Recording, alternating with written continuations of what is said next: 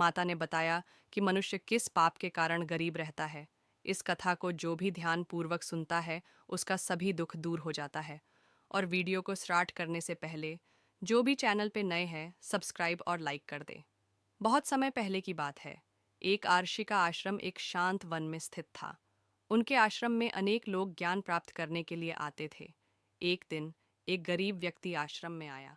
उसके कपड़े फटे हुए थे और उसके चेहरे पर गहरी उदासी छाई हुई थी। उसने आरक्षी को प्रणाम किया और कहा, गुरुदेव, मैं बहुत गरीब हूँ। मेरी कठिन मेहनत के बावजूद मेरा जीवन सुखी नहीं है। कृपया मुझे बताइए कि मैं इस स्थिति से कैसे बाहर आ सकता हूँ। आरक्षी मुस्कुराए और बोले, वत्स, इसका उत्तर तुम्हें गाय माता देंगी। जाकर गौशाला में उनकी सेवा करो। वे तुम्हें सच्चाई का मार्ग दिखाएंगी। गरीब व्यक्ति गौशाला में गया और गाय माता की सेवा करने लगा। उसने गायों को चारा खिलाया, उनका झोपड़ा साफ किया और उनके प्रति प्रेम भाव दिखाया।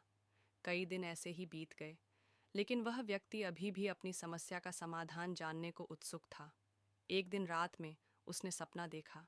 उसमें एक दिव्य गाय माता ने उसे दर्शन दिए और कहा, हे वत्स, मनुष्य गरीब इसलिए रहता है क्योंकि वह लालच, क्रोध, आलस्य और दूसरों की मदद न करने जैसे पापों में लिप्त रहता है।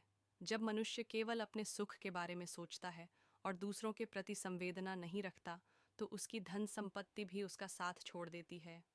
गाय माता ने आगे कहा, जो मनुष्य सच्चे मन से मेहनत करता है, दूसरों की सेवा करता है और लालच को त्याग देता है, उसके पास हमेशा समृद्धि रहती है।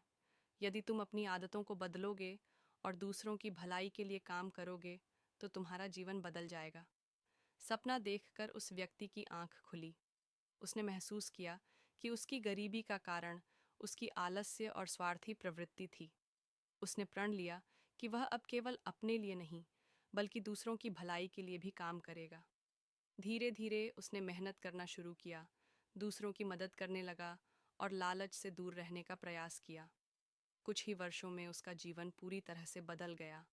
वह न केवल आर्थिक रूप से समृद्ध हुआ, बल्कि लोगों का सम्मान भी प्राप्त करने लगा।